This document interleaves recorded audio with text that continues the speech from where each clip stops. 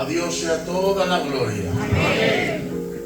Amén. Contento de poder estar aquí, en esta amada iglesia, la cual el Señor ya hace un tiempo me permitió visitar, de la cual guardo muy buenos recuerdos.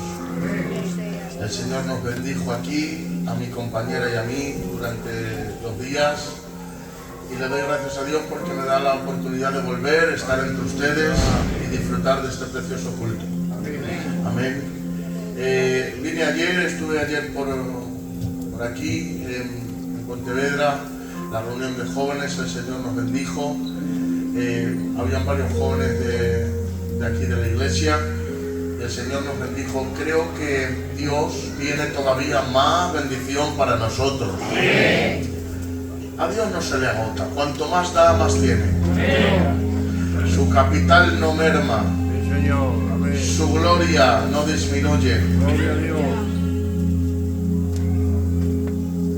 Y además da con gusto. Dice la Biblia que Él se deleita en hacer misericordia. Ah, Dios mío. No siempre el perdón se da con un sentimiento afín. Como dice algún predicador, hay quien abraza el cactus.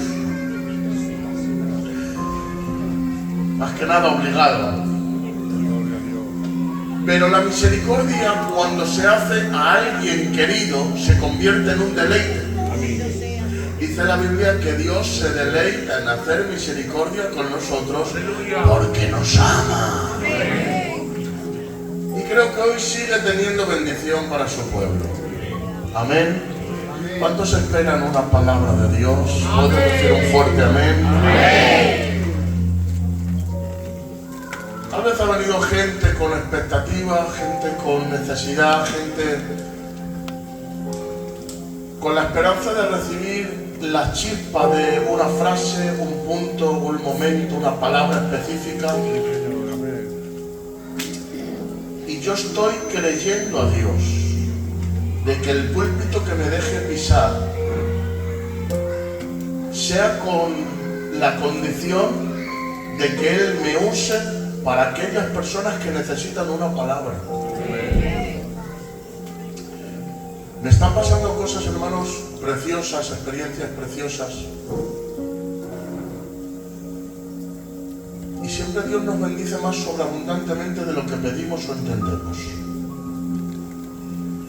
Por eso sé que si posiblemente has venido aquí a tener un culto más, a escuchar a un predicador, a catalogar un mensaje, a lo mejor Dios te sorprenda.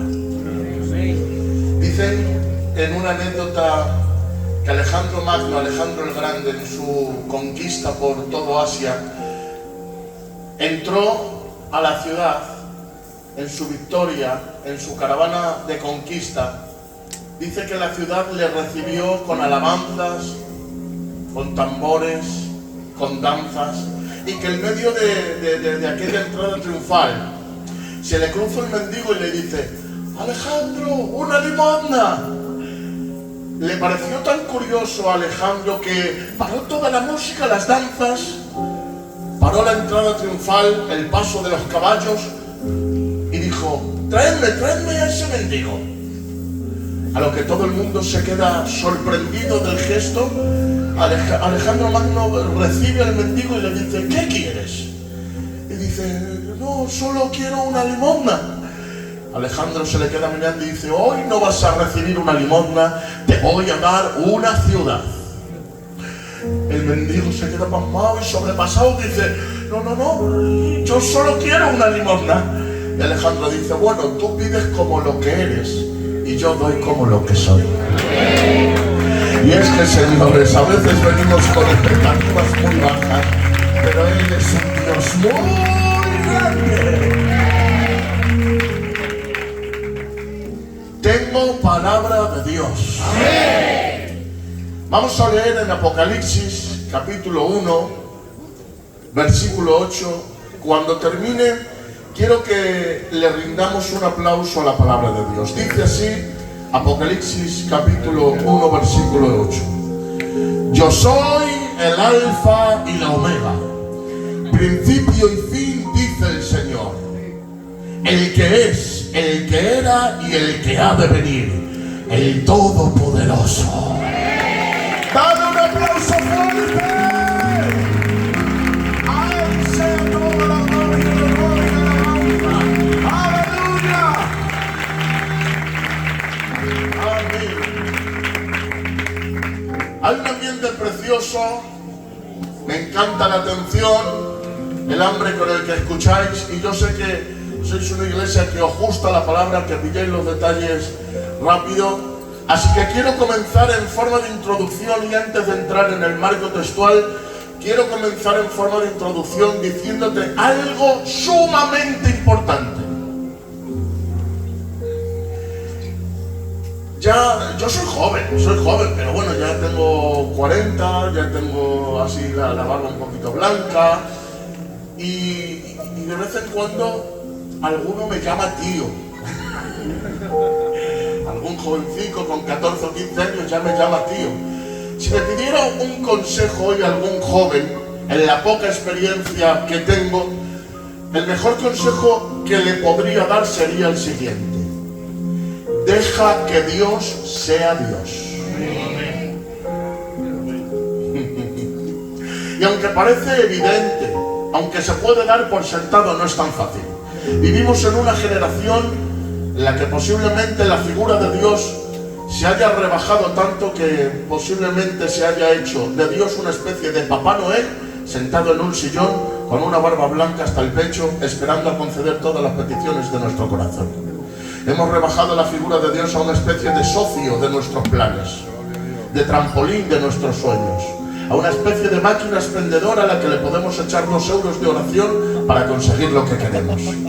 Algunos creyentes no tienen a Dios como el volante que conduce su vida, sino como la rueda de repuesto que utilizan en caso de emergencia. Sí, hermanos, nos acordamos de Dios cuando tenemos problemas, cuando nos hace falta, cuando tenemos algo que arreglar.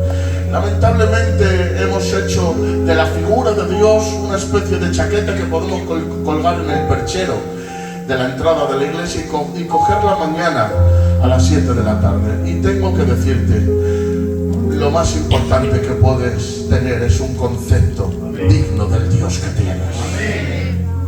Porque si tienes un concepto indigno del Dios que tienes, vas a vivir dentro de los raíles del concepto que tienes. Porque déjame que te diga algo y quiero que repitas conmigo.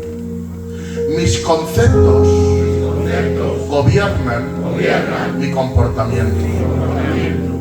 Todas las actitudes y los comportamientos que son derivados de la vida son de los conceptos que tenemos. Y si tenemos un concepto de un Dios pequeño, amoldable, manipulable, que podamos meter en una cajita feliz, que podamos hacerle un traje cual sastre a nuestras medidas, si creemos que podemos confeccionar un becerro de oro al gusto del consumidor, hecho por las componendas personales que saquemos de Egipto y danzar alrededor de él, tendremos un sucedáneo de Dios, un sustituto de Dios, una idolatría que no tiene que ver con el Dios verdadero. Y posiblemente, hermanos míos, muchos crean que están adorando y relacionándose con Dios, pero solo están relacionándose con un producto de su pensamiento, fabricado en el horno de sus sentimientos, de sus gustos y opiniones personales, pero no tiene nada que ver con el Dios revelado en la Biblia. Por eso tienes que tener mucho cuidado con los conceptos que tienes acerca de Dios, no sea que sean conceptos heredados pero errados, no sea que sean conceptos culturales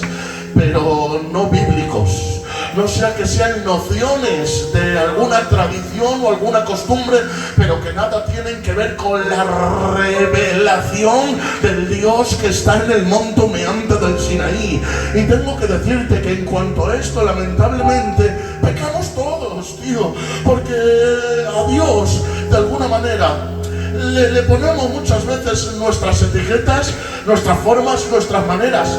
Creemos que al fin y al cabo amoldamos a Dios a nuestra imagen y semejanza, en vez de ser nosotros a imagen y semejanza de Él. Y esto yo creo que es pecado universal.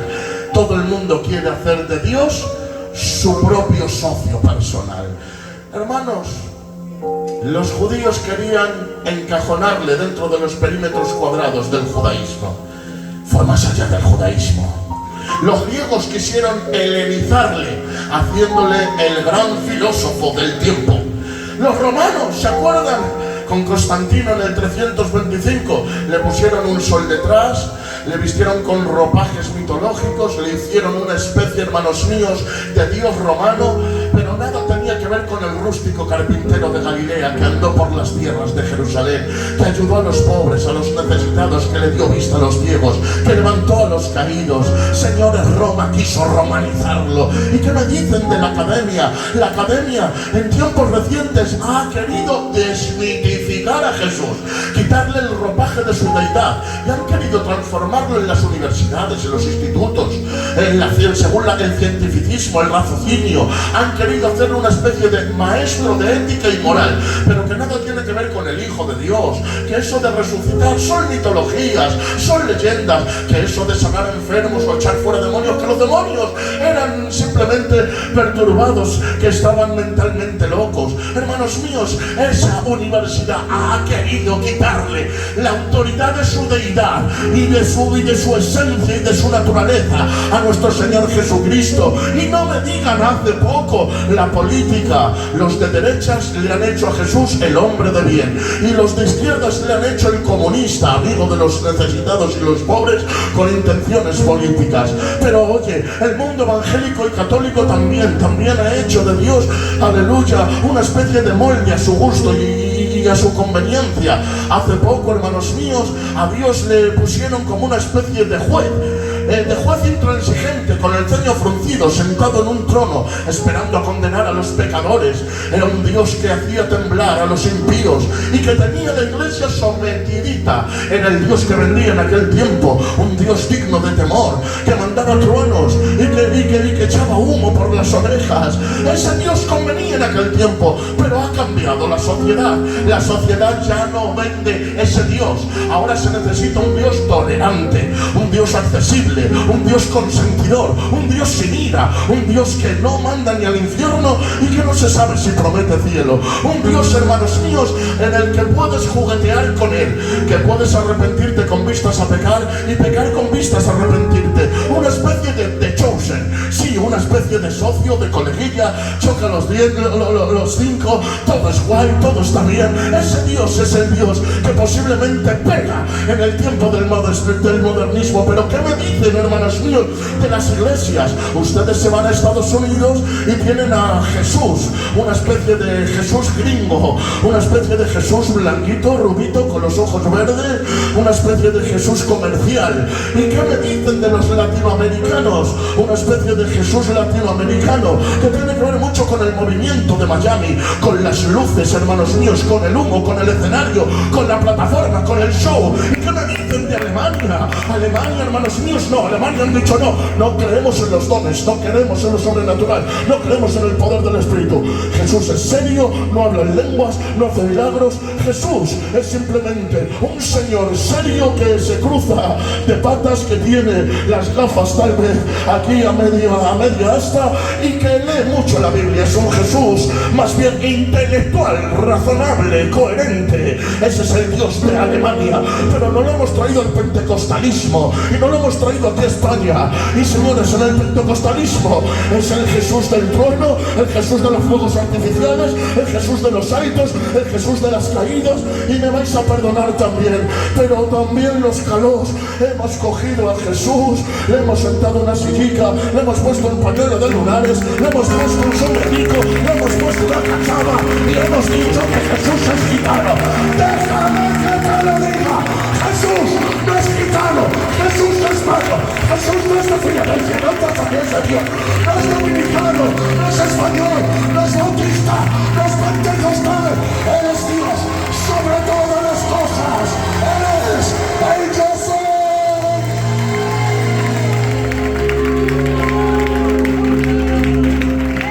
Él es el alfa y el omega, el principio y el fin, el que es, el que era y el que ha de venir, el todopoderoso. No hay nadie como Él. Está en otra categoría. No podemos asemejarle a nada de esta tierra, señores. Las máquinas pueden llegar hasta el fondo del océano o cruzar los espacios y llegar hasta Marte, pero no hay una máquina que haya podido llegar hasta Dios. Nuestros métodos científicos han logrado descubrir avances que hasta el día de hoy nos quedan asombrados y nos postran hasta ante el ídolo tecnocientífico. Pero lo siento, miles de años de avances y de tecnología y Dios sigue siendo invisible y sonoro. No le da la gana a Dios someterse a la silla de cirugía del razonamiento humano. No le da la gana a Dios meterse en un tubo de ensayo para que experimenten con Él. Lo único que no pueden copiar los chinos es a Dios, porque Dios es único, está en otra categoría. Él es santo, admirable, consejero, Dios fuerte, todopoderoso. Amén. Y posiblemente te has hecho una imagen de Dios que no tiene nada que ver con Él.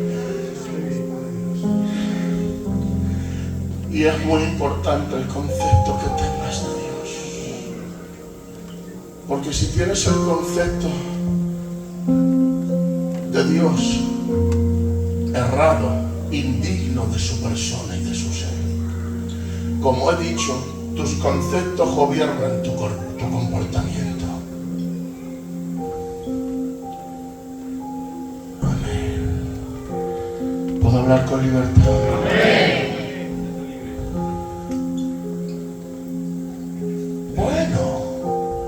Dios lo entiende. Él sabe que tengo necesidad y que lo tengo que hacer. Al fin y al cabo, todo el mundo lo hace. Él tendrá misericordia. Me puede consentir esto y aquello. Si hay algo peor que pecar, es convertir a Dios en cómplice de tus pecados. Y creer que Él al fin y al cabo va a hacer la vista gorda y va a mirar para otro lado y va a decir: peca, que ahora no miro. Tranquilo, no voy a decir nada, voy a guardar silencio, no voy ni siquiera a molestarte. Gloria a Dios. Dice la Biblia en Salmo 53: hicisteis todas estas cosas y pensasteis que por guardar silencio yo era como vosotros. Pero de cierto me levantaré y os reprenderé y mostraré vuestras obras y seréis castigados. Porque el silencio de Dios no es asentimiento. Porque decimos que el que calla otorga. No es que otorgue, está guardando silencio, esperando con paciencia que te arrepientas, porque como le consumas en su ira, se va a levantar como un león. Y es que él no es un chihuahua que ladra cuando pasas por su lado, es un león tranquilo y paciente, pero como se levante te despedaza. Ay, Dios mío, dice la Biblia, ¿quién os enseñó a huir de la ira venidera? ¿Quién fabrica estas coartadas? ¿Quién hace estos tejemanejes? ¿Cómo es posible que nos entendamos tantos atajos para intentar huir de la mirada de Dios, de lo que Dios ve, hermanos míos? Si Dios es tardo para la ira, ¿por qué nosotros somos tan tardos en arrepentirnos? Que Dios nos ayude a darnos cuenta de que no podemos escondernos de su mirada, de que no podemos fabricar cortadas, de que no vamos a poder jugar con Él, que a Él no le vendemos el lote. Señores, Él es el Dios santo, Él es el Dios justo, Él es el Dios, ay Dios mío. Por eso, un mal concepto de Dios puede hacer que abrigue pecados que creo que Dios consiente.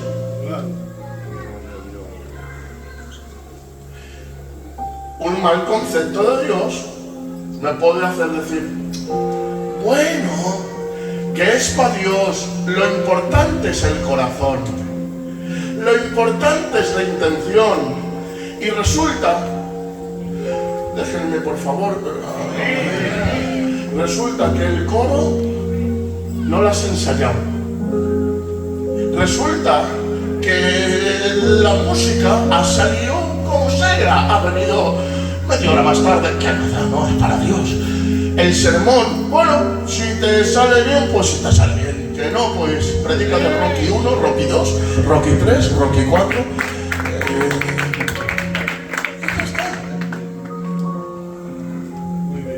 Oye, que cumplo como miembro de la iglesia con mis obligaciones, que me comprometo como miembro de la iglesia, que estoy cuando tengo que estar, que doy la cara, que apoyo al pastor. Bien, y si no, bueno, Dios lo sabe, ¿no? Al fin y al cabo, lo que hacemos es para Dios, poco o mucho. Y nos escudamos en eso de la viuda ofreció 2 blancas. Pero tú no tienes 2 blancas, ¿verdad? Y dice Dios a su pueblo: ¿le presentáis lo defectuoso a vuestros gobernantes? ¿Le dais lo cojo o lo ciego a los poderosos de la tierra? ¿Os presentaréis con harapo delante de los emperadores y los césares? Dice, si le dais respeto a los señores de esta tierra, yo que soy padre, ¿dónde está mi respeto? Y yo que soy señor, ¿dónde está mi honra? Hermanos, lo siento, pero tengo que decirlo. Él es grande, grande, grande, grande, pero humilde, humilde, humilde, humilde. Y es verdad, hermanos míos, que si me llama mañana el rey de España, don Felipe de Borbón, me voy a preocupar de cómo me tengo que vestir, del protocolo que tengo que llevar, qué palabras tengo que decir, dónde me tengo que sentar, qué posición tengo que tener, qué temas le tengo que sacar. Creedme que voy a pasar una noche muy larga, posiblemente ni duerma. Pero mi Jesús es un rey escogido de entre el pueblo. Y como es de entre el pueblo, es de nosotros. No hace falta que te pongas tus mejores galas, no hace falta que desnaturalices tu persona, no hace falta que aparentes nada. Puedes tener confianza con Él, pero que la amigabilidad, ay, mi alma te alaba, que la confianza y que la cercanía no nos haga perder el respeto. Porque no puedes ser bendecido por aquello que no respetas. Y es que eso es lo que le pasó a los de Nazaret. Los de Nazaret estaban tan habituados a ver a Jesús que ya no le veían como el profeta, ya no le veían como el hombre de Dios, ya no le veían, hermanos míos, como el sanador, al punto que cuando fue allí dijo, y no pudo hacer muchos milagros allí a causa de la incredulidad de ellos. ¿Sabes por qué? Porque la familiaridad le restaba respeto y reverencia, y decían, si es el hijo de María y de José, y el otro decía, si a mí me arregló la mesa y la silla, y le decían, chacho, ¿por qué te lo querés tanto? Señores, es verdad que es humilde y es amigo, pero es Señor y es Rey. Que lo sagrado no se vuelva común, que por el hecho de venir al culto todos los días no creamos, hermanos míos, que esto ha perdido esa esencia sagrada, esa respetabilidad. Estamos delante de su presencia. Él es el Dios de la plata y del oro. Él es el Dios de toda, Dios mío, de toda la creación. Ofrécele lo mejor, lo mejor, lo mejor, lo mejor, lo mejor.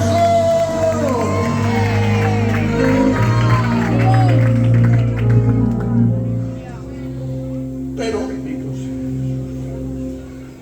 chacho, que yo ya le conozco, que llevo muchos años, que me he estudiado toda la Biblia, que he estado a los pies de los mejores maestros. Ay, José, ¿qué nos vas a enseñar tú?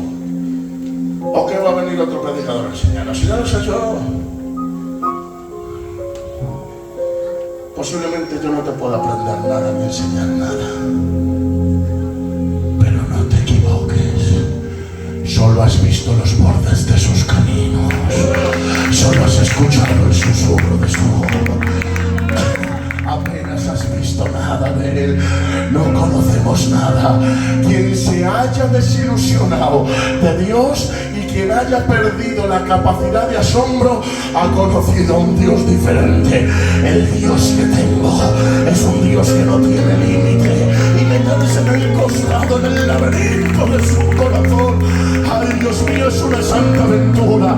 Yo no puedo concebir creyentes aburridos, creyentes secos, creyentes apáticos, creyentes que no tienen alegría ni pasión por nada. Un creyente aburrido, un cristiano aburrido, es una paradoja, es una contradicción, es un sinsentido, es una Coca-Cola sin gas, es un cocido sin sal, es un partido sin goles, es una peli sin acción. Lo siento, pero un verdadero cristiano es un arqueólogo de los propósitos divinos, es un buceador de su gloria, es un sabueso de la unción. No puedo permitirme estar aburrido cuando tengo ante mí el desafío de escalar en la montaña del conocimiento del Dios grande, grande, grande, grande.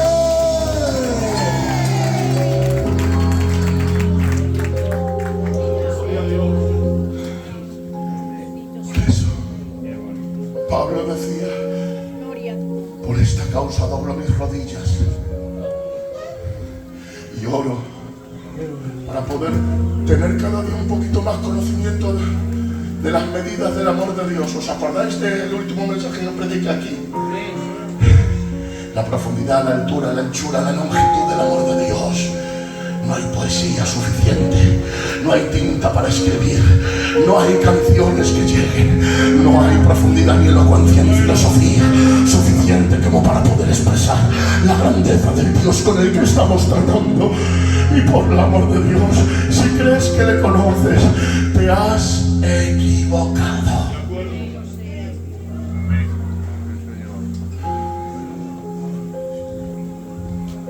Yo me la estoy gozando. ¿Estáis bien? Amén. Me encanta Dios. Porque algunos creían que le conocían demasiado. Y el que no solo limita a Dios por incredulidad, sino porque se figura lo que es capaz de hacer, porque puedes pecar por las dos cosas, por limitarle y por creer hasta dónde puede llegar. Y es que te tengo que decir que cuando crees que le conoces, viene una revelación que trasciende el espacio, el tiempo y la materia, se abre una ventana del cielo y te muestra una versión de Él diferente, el eternamente otro. Y dices tú, ¿cómo que otro? Sí, otro mejor, otro mejor, otro mejor, otro mejor. Y cuando crees que le conoces es mejor, es mejor, es mejor, es mejor. Hay gente que cuando más le conoces, más te decepcionas. Son como las cebollas, tienen un montón de capas y cada capa que le quitas te hace llorar más, te hace llorar más, te hace llorar más. Pero el Señor no. El Señor es como una mina de oro que cuanto más profundiza, más oro saca, más oro saca, más oro saca, más oro saca.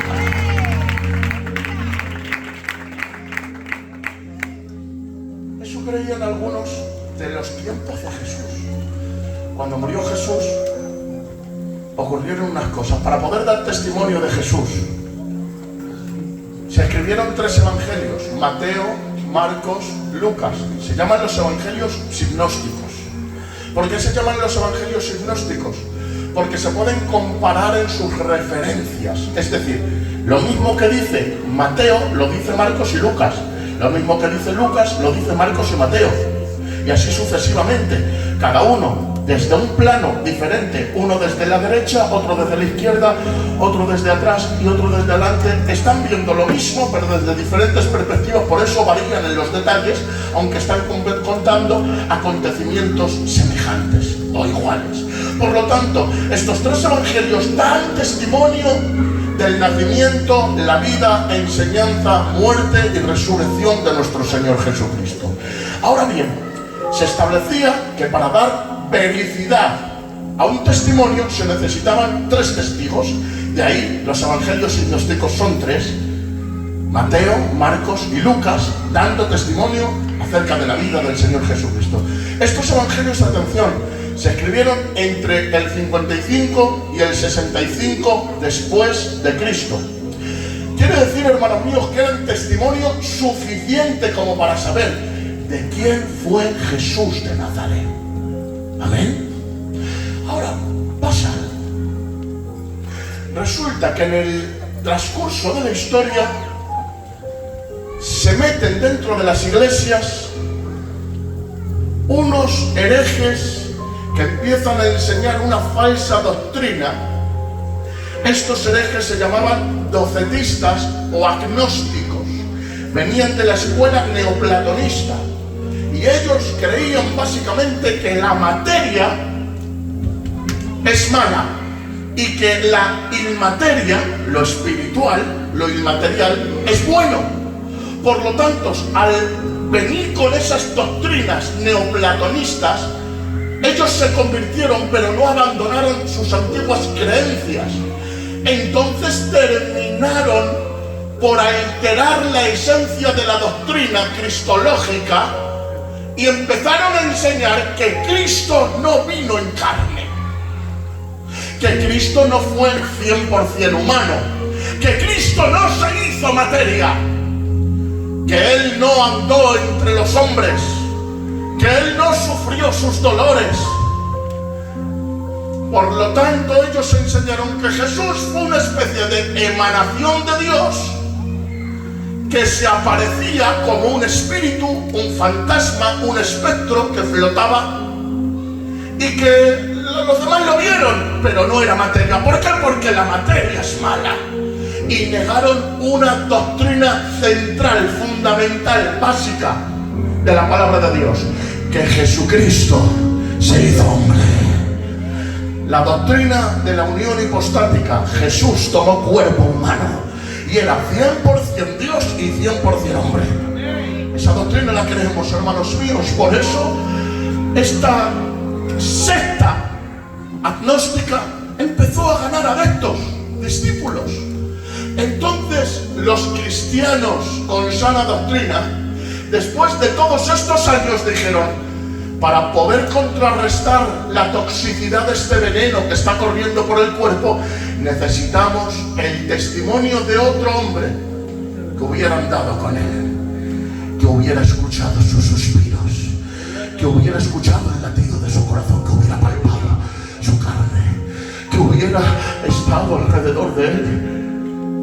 Pedro ha muerto crucificado boca abajo. Jacobo le han decapitado. Andrés ha muerto martirizado también. Felipe le han aserrado por medio. todos los apóstoles murieron. Para aquel entonces, en el siglo I, más o menos a los 100 años después de Cristo, 40 años después de los 3 evangelios sinópticos, llaman a Juan y le dicen: aunque ya hay 3, necesitamos también tu testimonio. Pero el evangelio que escribe Juan ya no es igual que los 3, por eso no se le llama evangelio sinóptico. Este evangelio es diferente en su estructura, en su forma, en su contenido. Ya no empieza ni termina igual que los demás, ya no narra los mismos acontecimientos, por eso no es sinóptico. Ahora Juan escribe con otro propósito, con otro plan y con otro proyecto, porque le cogieron y le dijeron: mira, Juan, se han metido estos loquicos dentro de las iglesias, están hablando de que Jesús no fue humano y no anduvo entre nosotros. ¿Qué te parece que eres el último apóstol, el último discípulo que nos queda, si nos escribes un evangelio y les dices a todos esto quién era de verdad Jesús?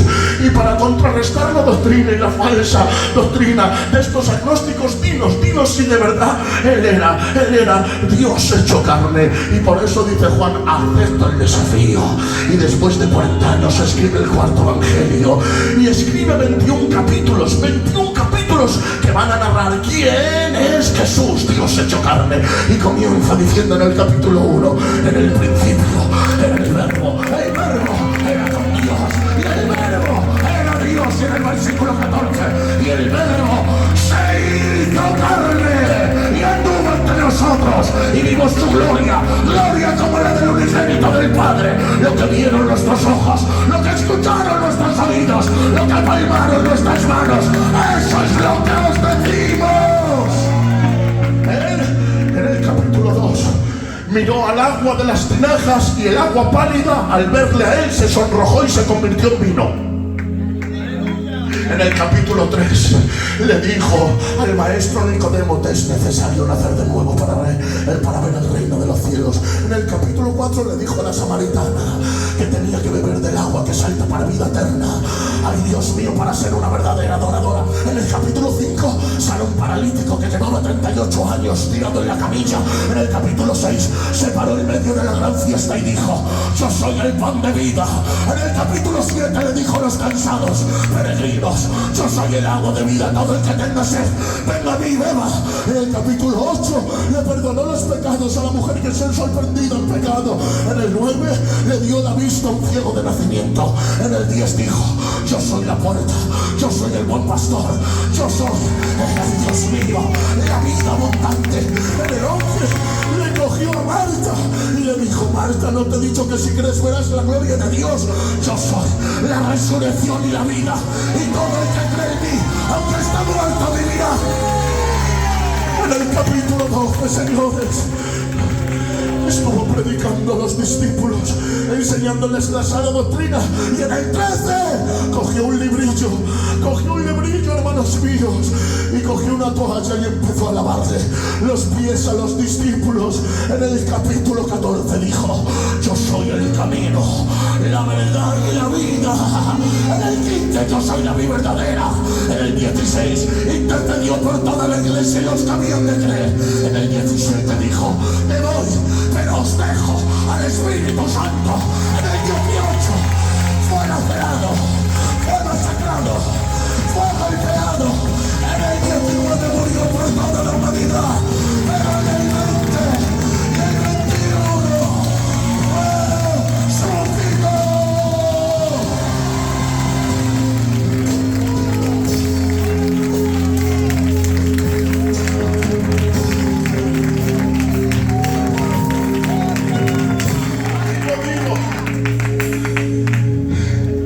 Ya cayó boca, Juan. Qué teología, qué tratado acerca de quién era Dios hecho carne.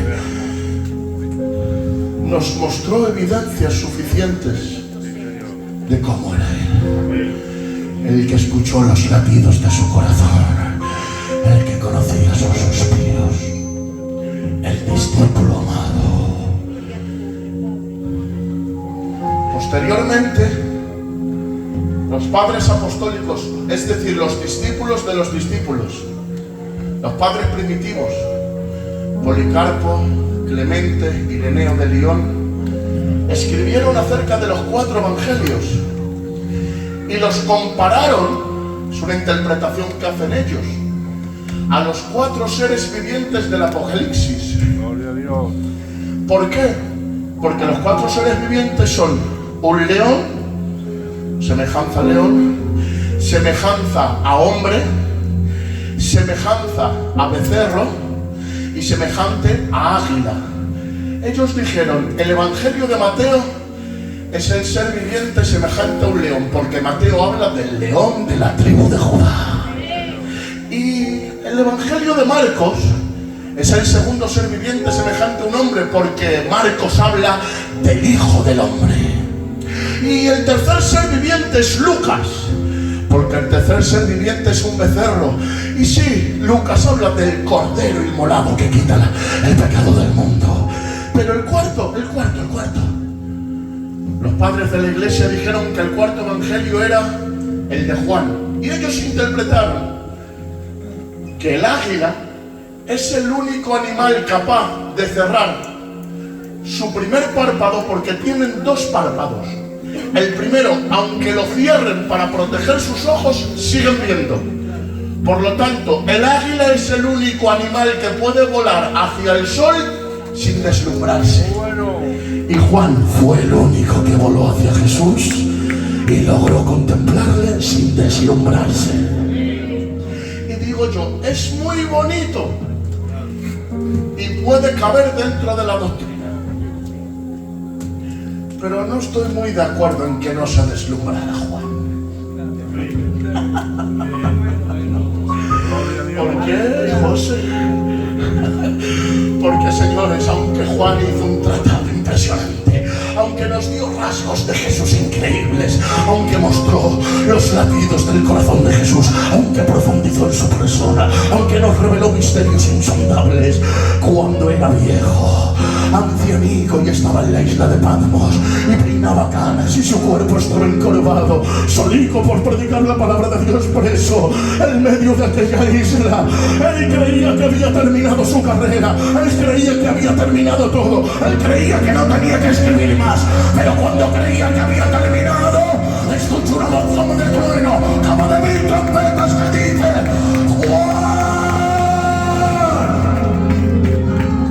Juan se da la vuelta y dice: ¿quién es este?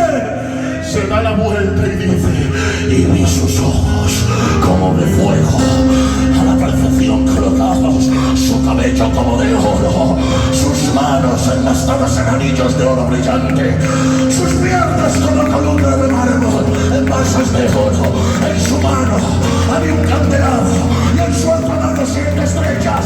Y atención, el águila por primera vez se deslumbra y dice: y cuando la vi era más resplandeciente que la luz del sol y caí como muerto. No hay quien pueda con él, es el más grande, es el más poderoso, él siempre nos sorprende.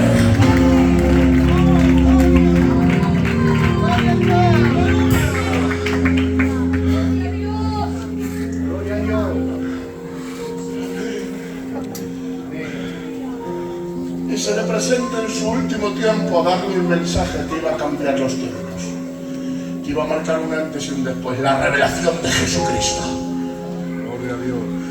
En medio de tiempos de persecución, en medio de tiempos en los que los cristianos eran lanzados a los circos romanos para ser devorados por leones, quemados en las hogueras, aserrados y decapitados, les dice: Juan, escribe lo que te voy a decir. Escribe bien para las 7 iglesias de Asia y de paso para todas las iglesias universales. Diles que el que venciere le daré la corona de vida. Diles que el que venciere les daré a comer del árbol de la vida que está en la Nueva Jerusalén. Diles que el que venciere le daré una piedrecita con su nombre.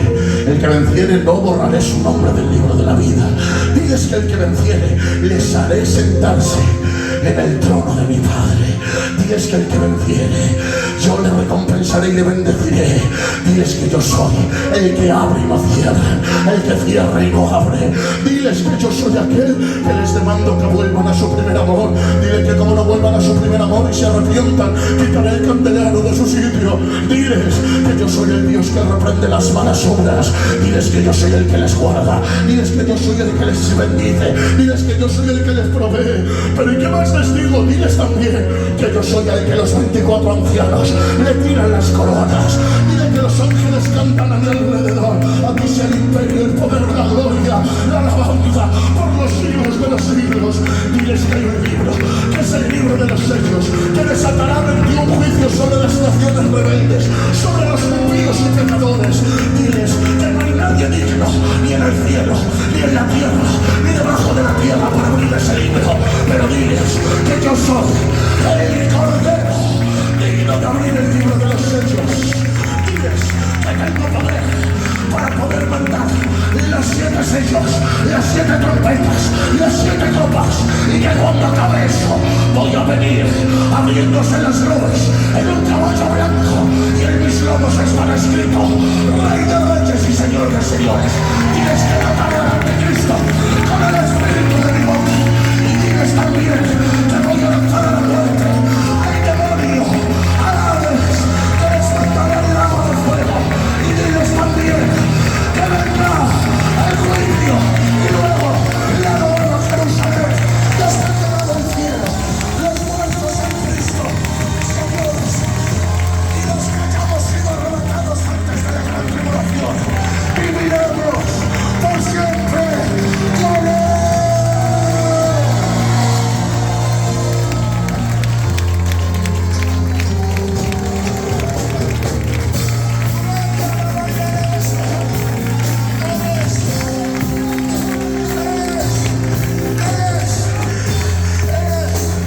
Y ahora preguntamos, ¿pero quién puede prometer todo esto? ¿Quién puede decir todo esto? Para que te enteres, yo soy el Alfa y el Omega, el principio y el fin, el que es, el que era y el que ha de venir, el Todopoderoso. Dale un aplauso al Señor.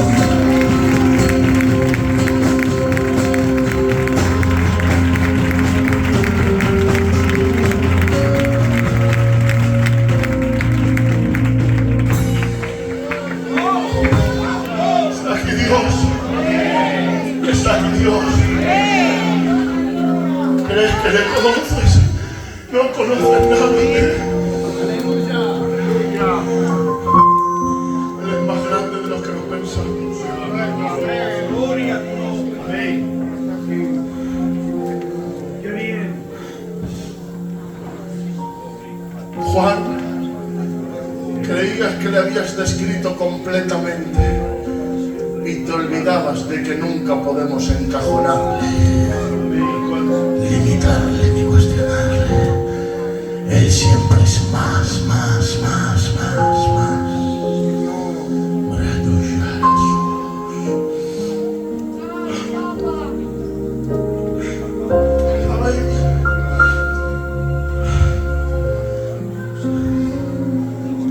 Hace 25 años, pastor, en una plaza llamada Cascorro, el 15 de enero del 2000, un hombre con un altavoz y un micro predicaba en el frío de la noche, mientras 3 jóvenes estábamos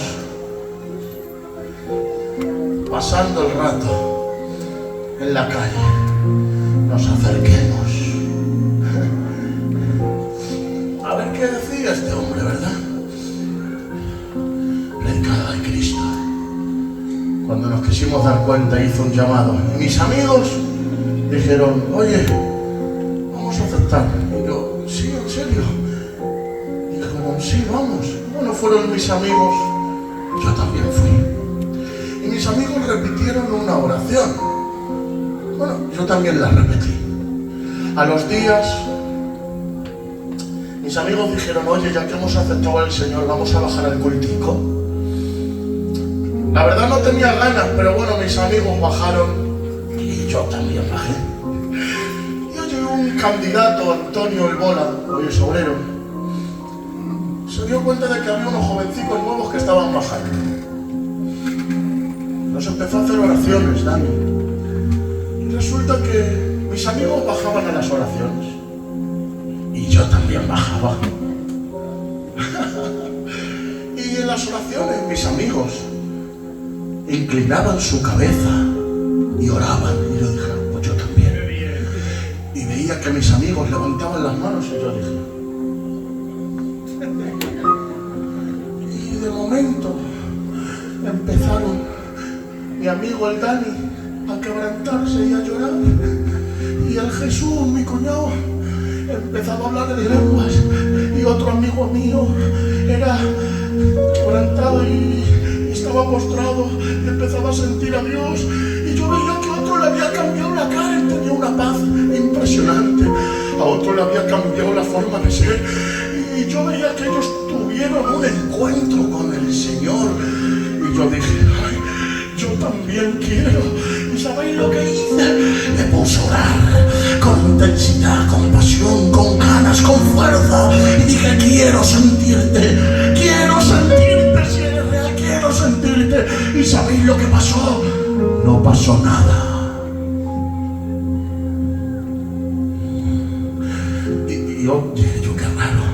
Otro día, Señor, yo quiero hablar lenguas. Venga, quiero hablar lenguas. Y ni bebé, ni babá, ni nada.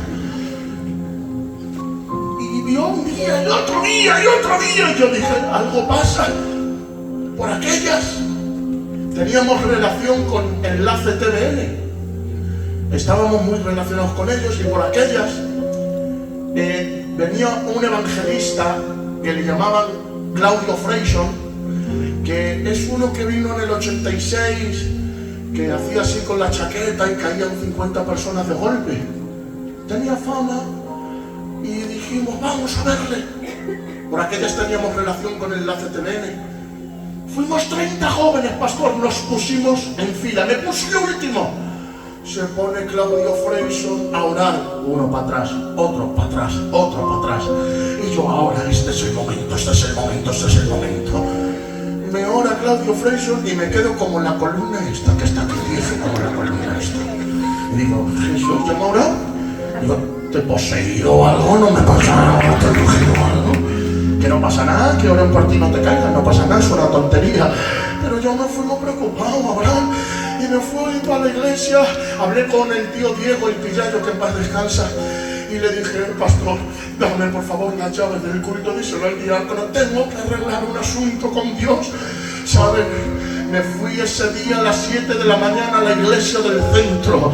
Y señores, con las luces apagadas, subí al púlpito y con todo mi corazón, sin copiar a mis amigos, sino desde dentro personalmente abrí mi alma, miré al cielo y dije, si estás aquí arriba, quiero que bajes hacia abajo, quiero cantarme contigo, quiero verte. En ese momento bajó una gloria, nadie me puso las manos, me caí al suelo, me quedé endurecido 3 horas, no podía mover un solo dedo, tenía miedo hasta de abrir los ojos, porque Jesús bajó a tener un encuentro conmigo. Desde entonces soy un enamorado de la presencia, le amo más que nada de esta vida.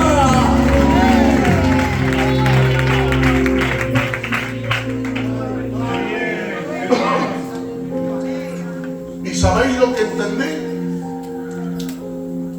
Que podía imitar a mis amigos en hacer una confesión, podía imitar a mis amigos en bajar al culto, podía copiar a mis amigos en hacer ademanes evangélicos, podía copiar a mis amigos en muchas cosas, pero un encuentro no se puede imitar.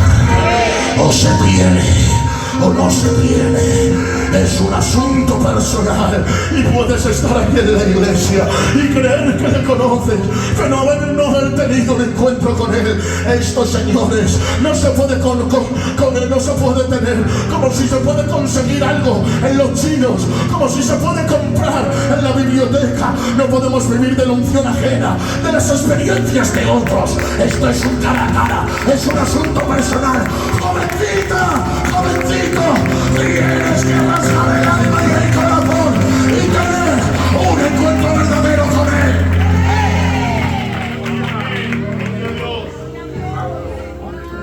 Gloria a Dios. Yo ya termino, pero tengo esta palabra para ti. ¿Le conoces de verdad?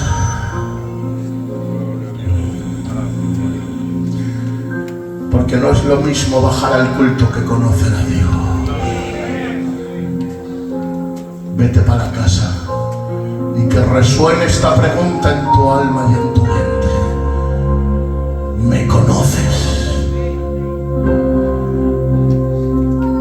Si la palabra es sí, hoy te dice el Señor, ¿y qué tal si puedes conocerme un poquito más? Si la palabra es no, cierra tus ojos, por favor. Y en tus adentros, desde tu corazón, dile: Señor, quiero que hoy cambie mi vida para siempre. Te quiero conocer, quiero tener un cara a cara contigo, un encuentro que transforme mi alma. Señor, quiero encontrarme contigo y quiero sentirte de verdad. Gracias por esta bendita tarde, Padre. Bendice a tu pueblo, bendice al pastor, a los ministros, a los coros, bendice a los ancianos, a los jóvenes. Sigue obrando en esta iglesia y trae algo poderoso en este tiempo. Gracias, Señor, por todas las cosas, en el nombre de Jesús. Dale un fuerte aplauso a Dios. Que Dios os bendiga.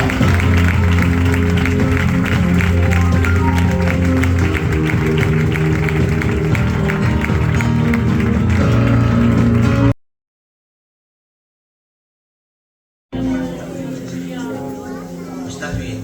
Amén.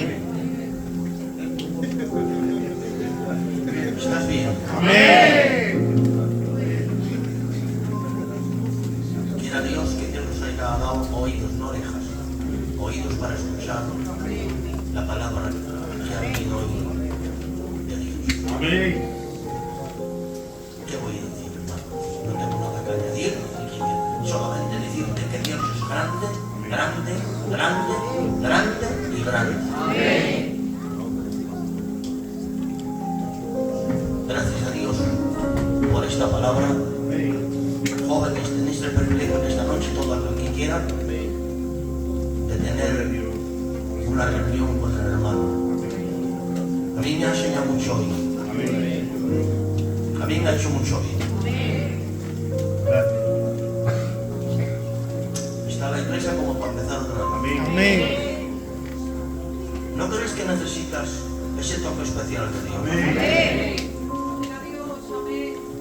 Iglesia de Nueva Luz, los que nos visitan hoy, ¿qué os parece si hay un cambio en toda nuestra vida? Hay una mejora, hay un renuevo, para mirar las cosas desde otro ángulo y desde otra forma, para que sea el que nos conduce, sea el que nos lleve y sea el que nos transforme. Yo no sé tú, pero yo me he gozado mucho. Te ha llenado el Señor. Has disfrutado con la palabra. Que Dios bendiga mucho, mucho al José. Y que Dios lo siga usando como lo ha usado en esta tarde, donde quiera que vaya. Vamos a ponernos de pie.